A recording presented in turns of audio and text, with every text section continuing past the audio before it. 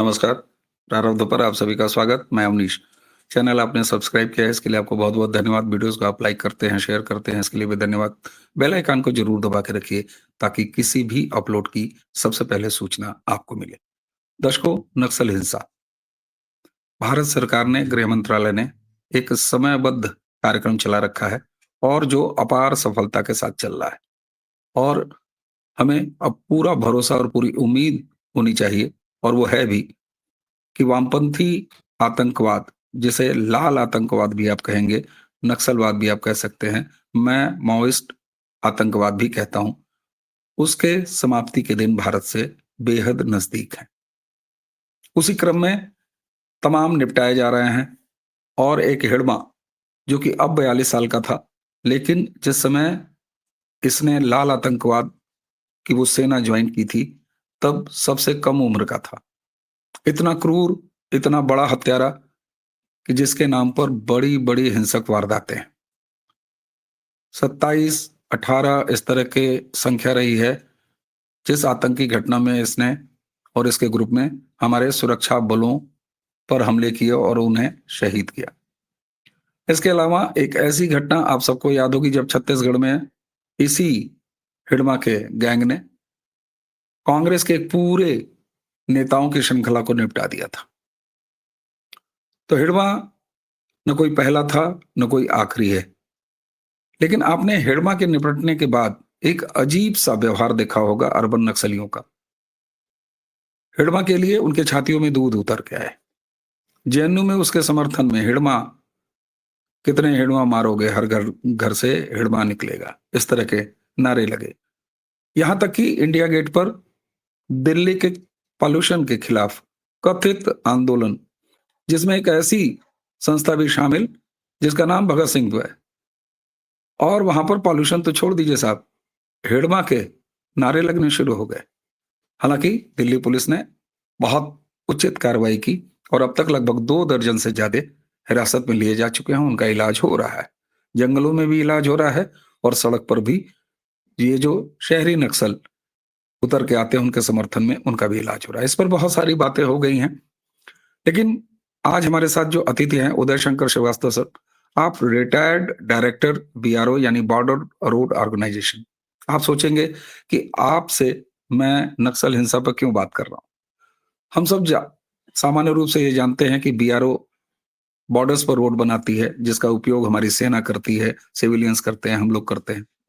लेकिन बीआरओ देश के अंदर भी इंफ्रास्ट्रक्चर डेवलपमेंट का काम करती है, सड़कों बनाने का काम करती है और सारी चीजें विकसित करने का काम करती है।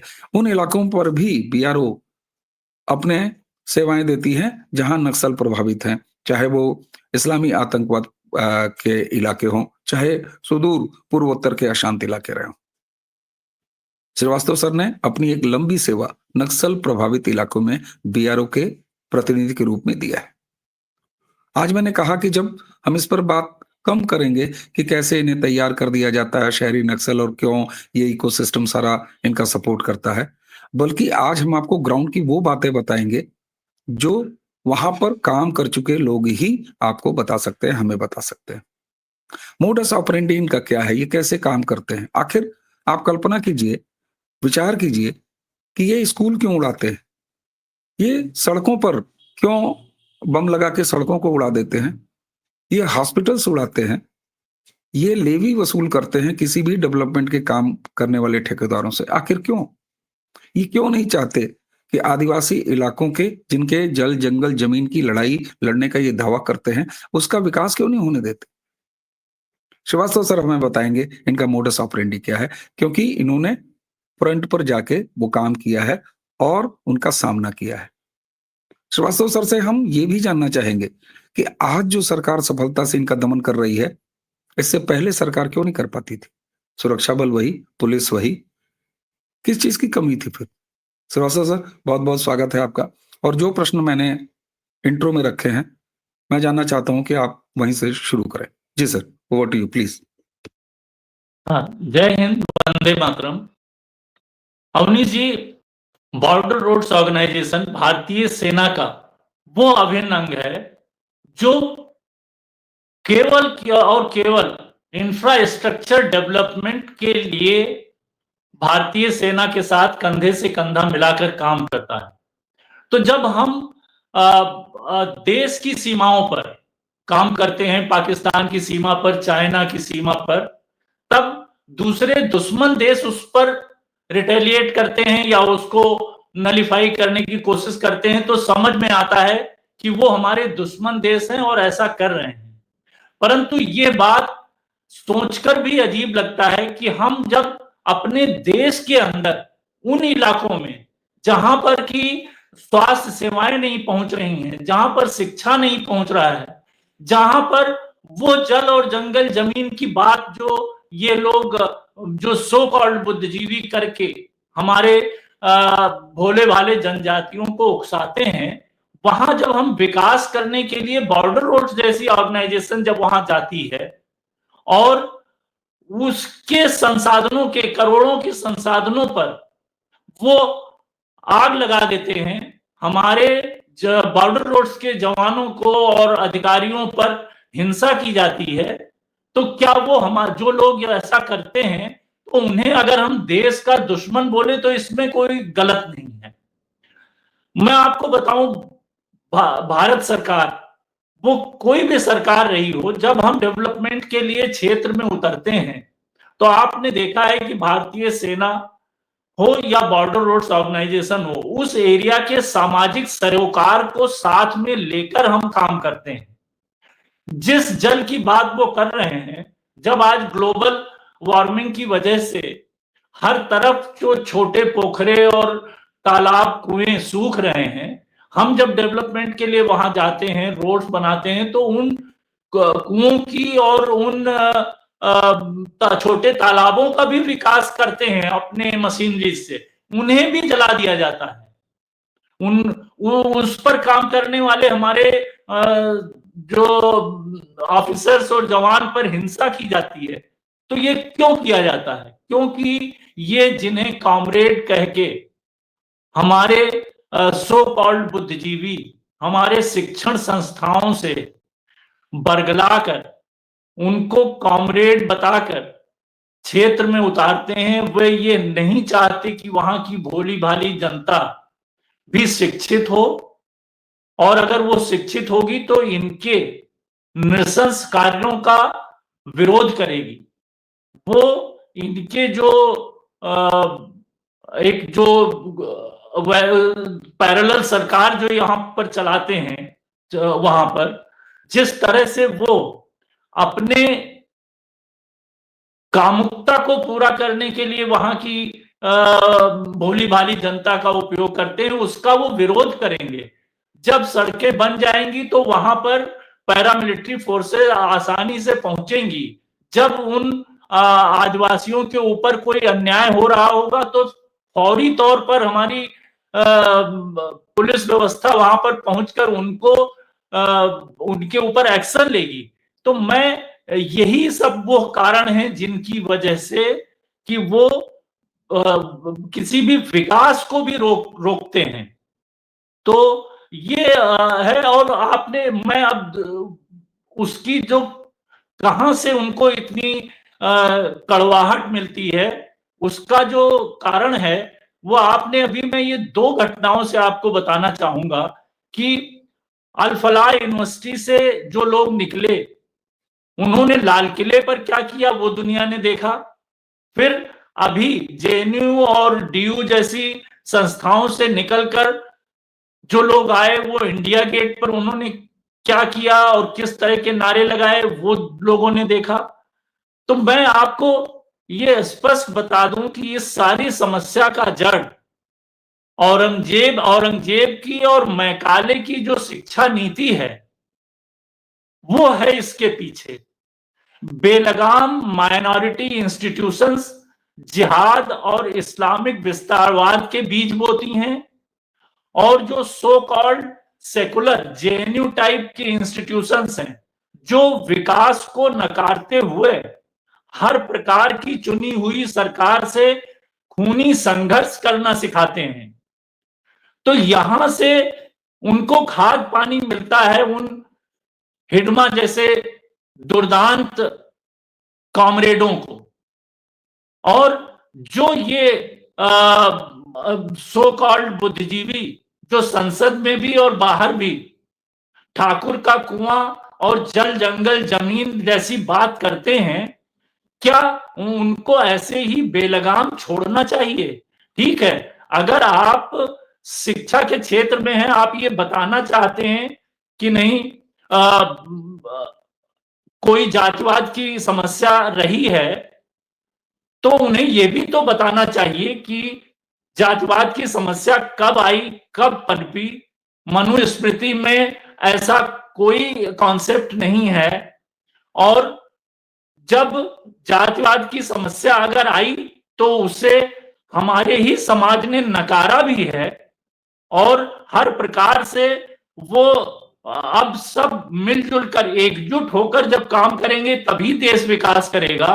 तो क्या उन प्रोफेसर्स को जो इस प्रकार का जहर का बीज बोते हैं, जो ठाकुर का कुआं और जल जंगल जमीन जैसी बात करके इतने आत्ममुग्ध हो जाते हैं कि फिर क्या वो उस खाई को और चौड़ा करने के लिए ही इन शिक्षण संस्थाओं में बैठे हुए हैं, या उस खाई को पाटने के लिए भी उन्हें बात करनी चाहिए?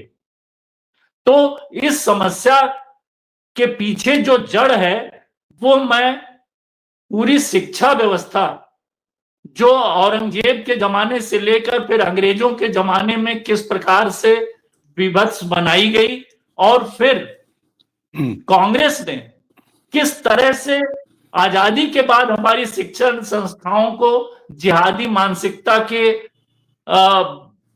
शिक्षा मंत्री हों या चाहे हमारे देश में अन्य अनेक उच्च पदों पर आसीन ऐसे लोगों को किया गया कि जिन्होंने उस हमारी शिक्षा व्यवस्था को राष्ट्रोन्मुख न करके इस प्रकार के विकृत मानसिकता में ही सीख देती रही, और हम उस पर कोई कंट्रोल नहीं कर सके थे अभी 70 सालों तक। अब आपने जो कहा कि आज की सरकार क्यों इनको अंकुश में ला पा रही है, वो केवल इसलिए ला पा रही है कि अब हमने वास्तव में इन चीजों पर ध्यान देना शुरू किया है कि इन समस्याओं का जड़ कहां पे है। आप देख रहे हैं कि इच्छा शक्ति कितने बड़े बड़े परिवर्तन ला सकती है। हम लोग जब आतंकवादी इलाकों में जेएनके में रहे, हमने वो दौर देखा है कि जब हम किसी भी राष्ट्रीय अवसर पर झंडारोहण नहीं कर पाते थे, और मुझे कहते हुए बहुत संकोच हो रहा है कि कई दफे ऐसे ही केवल रिपोर्ट बना के भेज देनी पड़ती थी मजबूरीवश कि झंडारोहण हो गया। जो आज कांग्रेस कई दफे उनके नेता कहते हैं कि नहीं हमारे जमाने में भी तो झंडारोहण होता था। नहीं होता था साहब। हम लोग किस तरह की दबी कुचली मानसिकता से रहते हुए देश की सीमाओं पर हमने अपने संयम को बनाकर रखा, तो वो तो हम उसके भुक्तभोगी हैं। और इच्छा शक्ति आई जब, तो धारा 370 किस तरह समाप्त हुआ, कश्मीर से आतंकवाद का किस तरह से सफाया हुआ, और विकास की धारा वहां पर किस तरह से बही है, ये दुनिया देख रही है। लेकिन आप फिर देख रहे हैं कि वही सारे कश्मीरी आज अल फलाह यूनिवर्सिटी जैसी जगह पे उच्च शिक्षित होने के बावजूद, अच्छी सैलरीज लेने के बावजूद भी देश के खिलाफ काम कर रहे हैं। क्यों कर रहे हैं? क्योंकि हम ये देख नहीं रहे कि हमारे माइनॉरिटी इंस्टीट्यूशंस में या इन जो सो कॉल्ड सेकुलर इंस्टीट्यूशंस में क्या पढ़ाया जा रहा है, क्या बताया जा रहा है। क्या वहां ये बताया जा रहा है कि देश से बड़ा धर्म होता है? क्या वहां ये बताया जा रहा है कि नहीं एक धर्म में कहीं ऐसी कोई सीख दी गई है कि नहीं पूरे विश्व में कभी उसी धर्म का पूरा साम्राज्य होगा? तो मैं ये कहता हूं कि सभी धर्म ग्रंथों में कहीं ना कहीं कुछ विकृतियां हैं, लेकिन हम उन विकृतियों को ही तो नहीं पढ़ाते ना। उन विकृतियों को किनारे रखा जाता है, और आज जो विकास करता हुआ देश है उसकी क्या आवश्यकता है उसको पढ़ाया जाता है। इसका सबसे बड़ा उदाहरण हमारा सनातन धर्म है।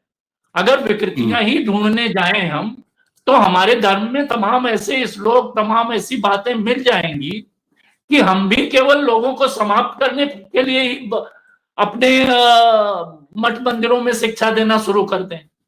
तो मेरा कहना है कि अगर इस समस्या को जड़ से समाप्त करना है, तो एक गंगा जमुनी शिक्षा व्यवस्था लानी होगी। सर सर एक सर सर माफ कीजिएगा, सर माफ कीजिएगा, ये गंगा भी हमारी है और ये जमुना भी हमारी है।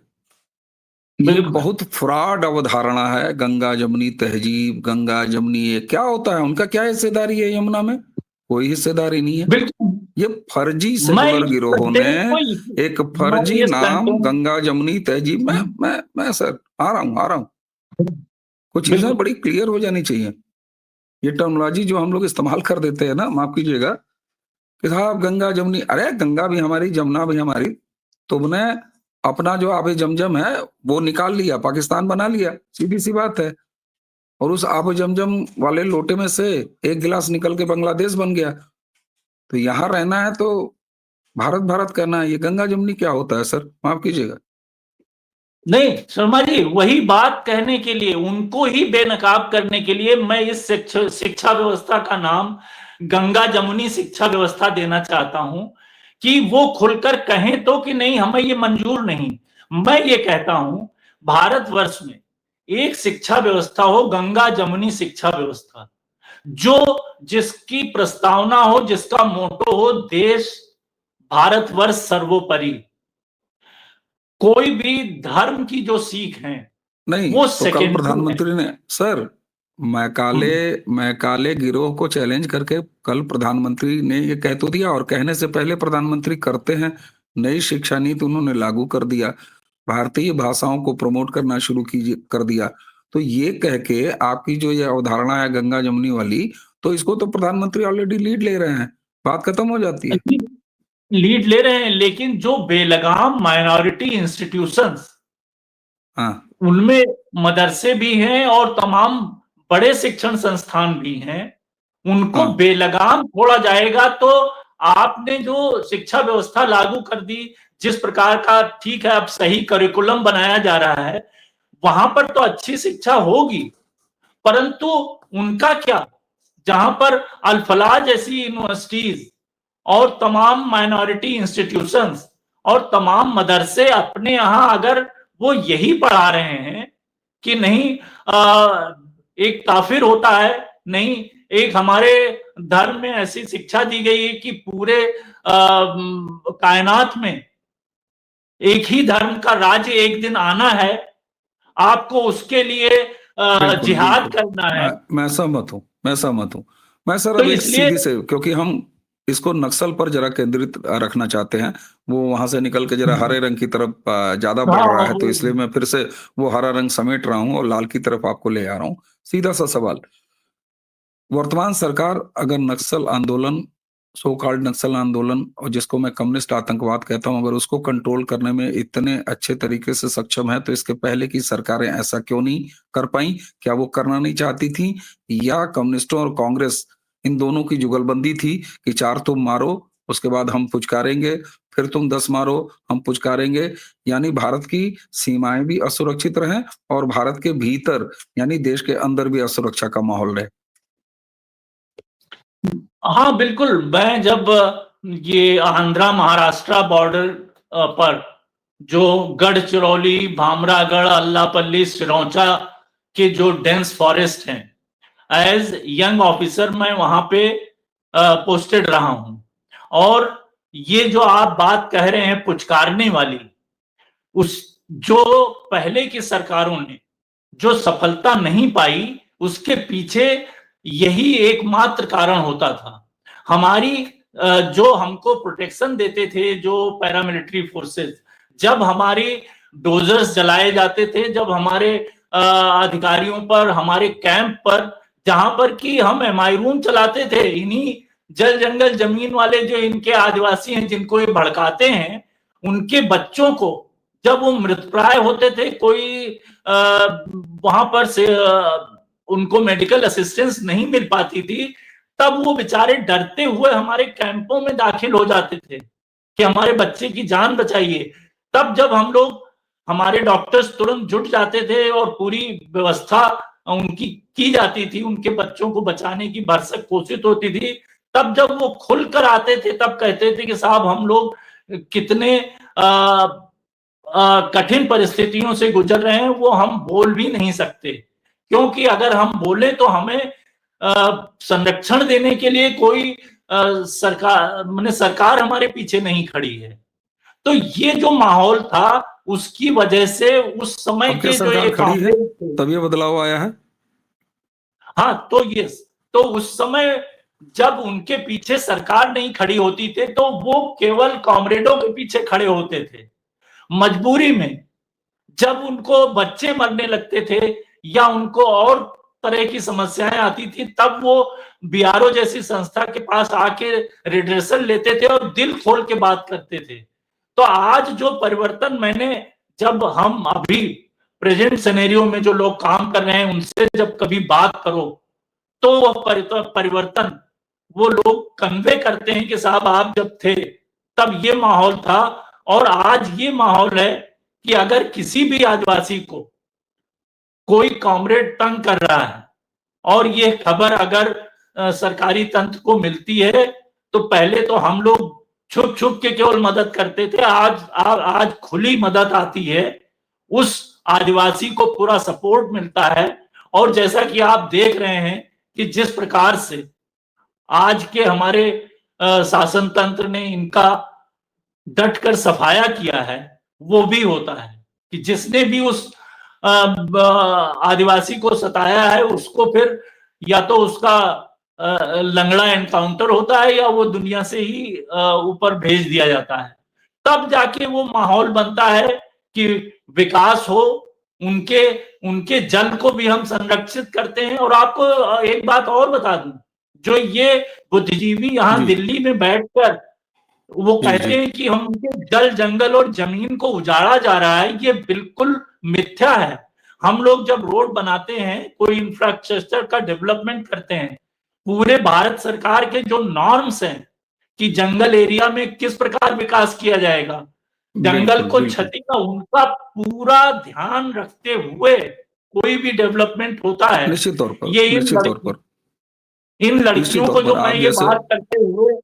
बात करते हुए सुना, कॉरपोरेट और जल जंगल, जब इन लड़कियों को कई पत्रकार वो माइक थमा के उनसे पूछने लगे, तो वो जब ये कहें, उसको भी मैं आज देश को बता देना चाहता हूं, क्योंकि तमाम नए बच्चे ये सोच रहे होंगे कि नहीं, वो एक बहुत बड़े कॉज के लिए लड़ रहे हैं, तो वो नहीं कोई नहीं, वो कॉज तो नहीं साफ है। हो गया ना सर, वो तो साफ हो गया, वो तो साफ हो गया। दिल्ली में इनका पाखंड निकल के चला आया और नए बच्चों का फंडा बड़ा क्लियर है।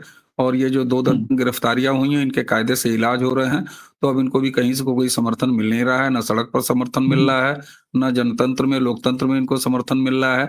और स्पष्ट है कि जिस तरीके से अब सरकार चला रही है ऑपरेशन और इन लाल आतंकवादियों को सबक सिखा रही है। पहले ना इच्छा शक्ति थी, इच्छा शक्ति तो छोड़ दीजिए, ये एक मिला-जुला गेम था। और कांग्रेस और लेफ्ट का बड़ा पुराना ये सहचर्य रहा है कि जब वो 4.5 साल सत्ता एन्जॉय करते थे कांग्रेस के साथ मिलके और अंतिम 6 महीने 3 तलाक बोल के चुनाव लड़ते थे और उसके बाद कहते थे लोकतंत्र की रक्षा हो रही है। शायद यही वजह है दर्शकों की 2014 से इन्हीं गिरोहों को भारत में लोकतंत्र खतरे में दिखाई दे रहा है। लेकिन भारत ने 2014 से जो सांस्कृतिक क्रांति शुरू की है, उसमें न इस्लामिक आतंकवाद की कोई जगह है, न उसमें कोई लाल आतंकवाद की जगह है। आपने मणिपुर को देखा, इन्होंने बहुत भड़काने का प्रयास किया। आज नॉर्थ ईस्ट पूरा का पूरा अरुणाचल प्रदेश में घुसपैठियों को खदेड़ने के लिए जेएनजी उतरा हुआ है और पूरा नॉर्थ ईस्ट इस समय राष्ट्रवाद के रास्ते पर चल रहा है। क्या असम, क्या त्रिपुरा और क्या नॉर्थ ईस्ट के बाकी इलाके। जम्मू कश्मीर में, कश्मीर की वैली में काफ़ी शांति ज़रूर है, लेकिन बीच-बीच में पाकिस्तान की शय पर हरकतें होती रहती हैं। इतने सारे गड्ढे हैं, इतने सारे छेद हैं, इतना बर्बाद किया है इस देश को सांस्कृतिक से लेके और हर तरीके से कांग्रेसी इकोसिस्टम ने कि उसको थोड़ा समय तो ज़रूर लगेगा, लेकिन वो काम पूरा होते हुए दिखाई दे रहा है, जब नक्सल हिंसा, कम्युनिस्ट आतंकवाद अपने आखिरी साँसें गिन रहा है। श्रीवास्तव सर, आपने हमें समय दिया, आपका बहुत-बहुत धन्यवाद। आपसे कई और चर्चाएँ अभी बाकी हैं। हम बीआरओ किस तरीके से आपने अनुभव किया कि कांग्रेसी इकोसिस्टम और कांग्रेस की सरकारें सीमाओं पर रोड नहीं बनाने देती थी। हमें अच्छी तरह याद है, ये कहा करते थे कि अगर हमने चाइना बॉर्डर पर सड़कें बनाई, तो चाइना उसका उपयोग कर लेगा। ये मतलब हँसने वाली बात है। हम उस पर भी डिटेल बात करेंगे क्योंकि आपके सर्विसेज़ से सीधे ताल्लुक रखता है और ऐसे विमर्श, ऐसी जानकारियाँ जो पब्लिक डोमेन में नहीं है, मैं इसीलिए अपने वक्ताओं के रूप में ऐसे सज्जनों का चुनाव किया करता हूँ, जो विषय विशेषज्ञ हों, जिन्होंने आँखों से, कानों से और अपने हाथों से उन सारी समस्याओं को जिया हो। तो सर, आपसे अगली चर्चा इसी बात पर ड्यू रहेगी। दर्शकों, ये चर्चा कैसी लगी? सर के साथ पिछली चर्चा हमने बड़ी विस्तार से किया था, जिसमें राहुल गांधी को अभी सबसे रिसेंटली जो कोर्ट्स में आना पड़ा है, जमानत लेनी पड़ी है, वो है सैनिकों के अपमान का मामला। आप उदय शंकर श्रीवास्तव सर ही हैं, जो इस केस को लखनऊ की अदालत से लेके सुप्रीम कोर्ट की अदालत तक लड़ रहे हैं। 4 दिसंबर को उसकी अगली तारीख सुप्रीम कोर्ट में है और सुप्रीम कोर्ट ने भी राहुल गांधी को कहा है कि एक सच्चा भारतीय ऐसा नहीं कर सकता। वो भी श्रीवास्तव सर की ही उपलब्धि है कि आज राहुल गांधी अपने तमाम जमानतों के श्रेणी में एक और जमानत लेके घूम रहे हैं। तो आप उस दृढ़ता के प्रतीक पुरुष हैं श्रीवास्तव साहब। आपने राहुल गांधी को भी जमानत पर, एक और जमानत पर घूमने के लिए मजबूर कर दिया है और अभी भी आप डटे हुए हैं सुप्रीम कोर्ट में। 4 दिसंबर को अगली तारीख जब होगी, तो 4 दिसंबर की शाम को मैं आपके साथ चर्चा कर रहा हूँगा। अगर आप दिल्ली में सही जगह पे हुए, क्योंकि कोर्ट कितने बजे तक आपको छोड़े, नहीं तो तुरंत उसके बाद हम एक चर्चा करेंगे। तो अगली चर्चा बीआरओ पर और चाइना बॉर्डर पर सड़कें क्यों नहीं कांग्रेस बनाना चाहती थी, इस पर श्रीवास्तव साहब के साथ होगी। पिछली चर्चा राहुल गांधी वाली चार्जशीट और उनके माफीनामा, सारा डिटेल से वो डॉक्यूमेंट जो कहीं देखने को आपको नहीं मिलेंगे, उस वीडियो में है। मैं टीम से कहूंगा कि इस वीडियो के डिस्क्रिप्शन में उसका लिंक जरूर डालें। आपने लाखों की संख्या में उसे देखा है। श्रीवास्तव सर की तरफ से मैं आपके प्रति धन्यवाद ज्ञापन करता हूं, जिन लोगों ने भी श्रीवास्तव सर को वहां सैल्यूट किया है। सर, आज की चर्चा भी यही समाप्त करेंगे। दर्शकों, चैनल को आपने सब्सक्राइब किया है, वीडियोस को आप लाइक करते हैं, शेयर करते हैं, बहुत-बहुत धन्यवाद। बेल आइकन जरूर दबा के रखिए ताकि श्रीवास्तव सर ऐसी विस्फोटक और बिल्कुल अंदर खाने की बातें कब लेके आपके सामने आ रहे हैं, इसकी सूचना आपको मिले। इसी के साथ मुझे और उदय शंकर श्रीवास्तव सर दोनों को आज्ञा दीजिए। नमस्कार, प्रणाम, जय जय श्री राम।